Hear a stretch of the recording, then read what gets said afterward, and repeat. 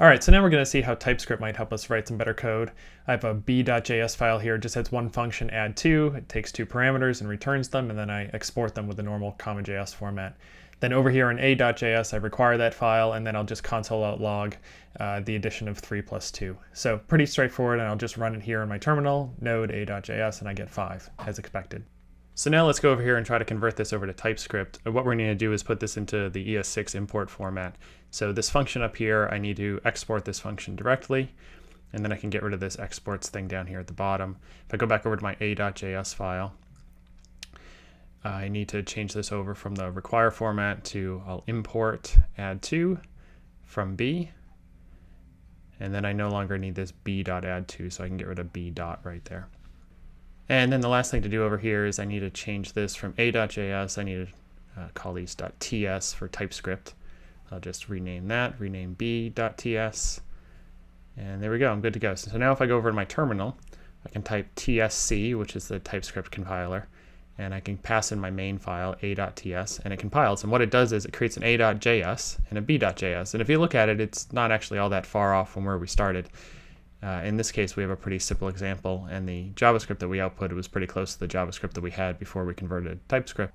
Now, of course, the real power from TypeScript comes from being able to add type definitions. So let me close my JavaScript files here, go over to my b.ts file, and this add2 function that we have, we'll say that we want this to each be a number. So our first parameter is a number, our second parameter is a number. Use that colon type format there.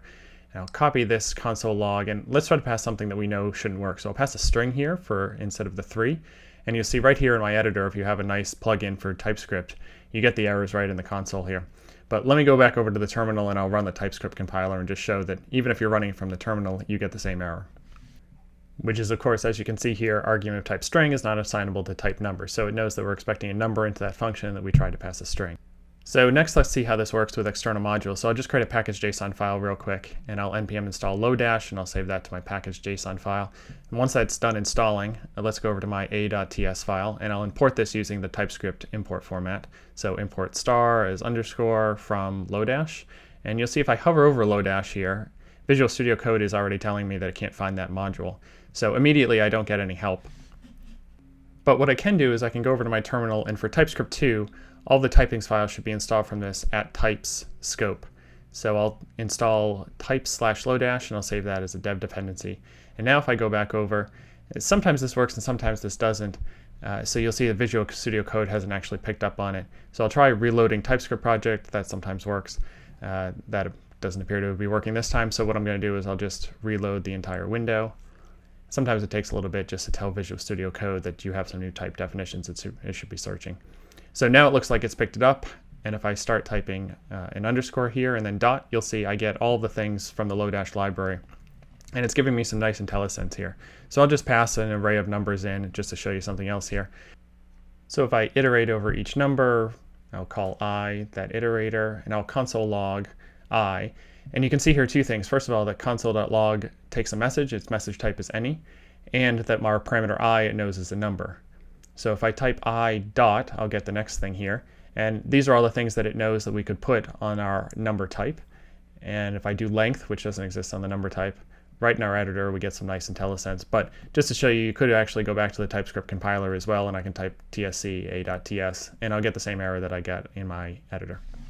So next what I want to do is, that's great for a package where we have a defined types file, but what about something where maybe there isn't a types file already in the community?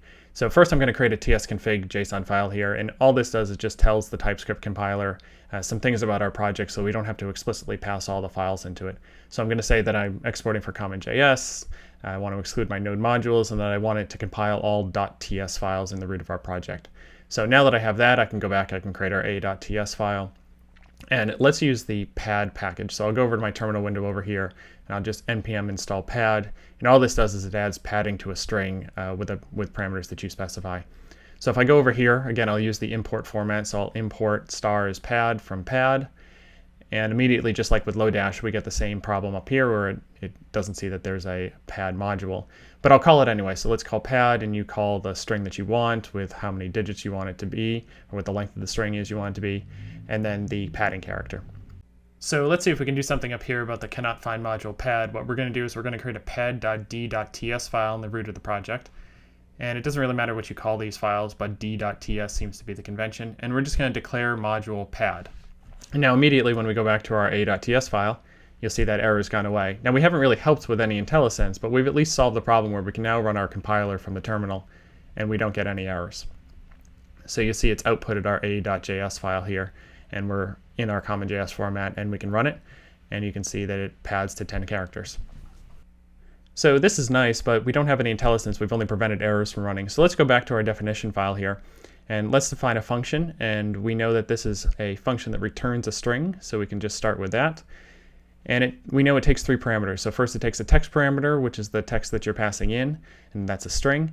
We know that it has a length, which is a number, which is the total length you want the string to be. And it takes an options argument, which is optional. And for right now, let's just call it any. And we have to define a namespace here as well. And then we're going to export our function. So now if we go back to our a.ts file, we see, first of all, that we get no errors with what we have already. But if we hover over it, Visual Studio is nice enough to tell us exactly what the parameters of this function are.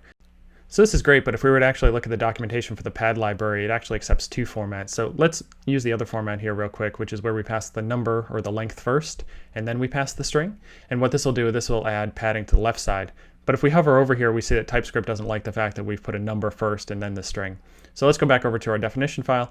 And actually, all we have to do is create another function here. We'll call it the same thing, call it pad. And what we're doing is we're just overloading the original function. So here it passes the length first, which is a number. And then it passes the text, which is a string.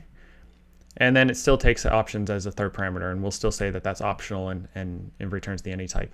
So now we don't get any errors. And Visual Studio is nice enough to actually tell us that we have a pad method here with one overload, so it knows that there are 2 different formats for this same function. So let's go over here to our pad.d.ts. Let's see if we can make this actually even a little bit better. The options parameter, it doesn't actually accept any. So any is the TypeScript's way of saying that we don't really care what gets passed into this. It actually takes an options parameter, which has a character as a string, it has colors, which is a Boolean, and it has strip, which is a Boolean. So this is actually the format of that third options parameter. Or you can pass it a string. So let's change this from any, and we'll call this pad options. And then you pass this one pipe, and you can say, or it's a string. So we'll do that with both functions here. So now we can take that and let's go back over to our a.ts file, and you'll see before we've been using this other format where we pass a string as the third parameter. Let's try the options object. So we'll do the same thing, pass a length, pass a string, and then pass an options object.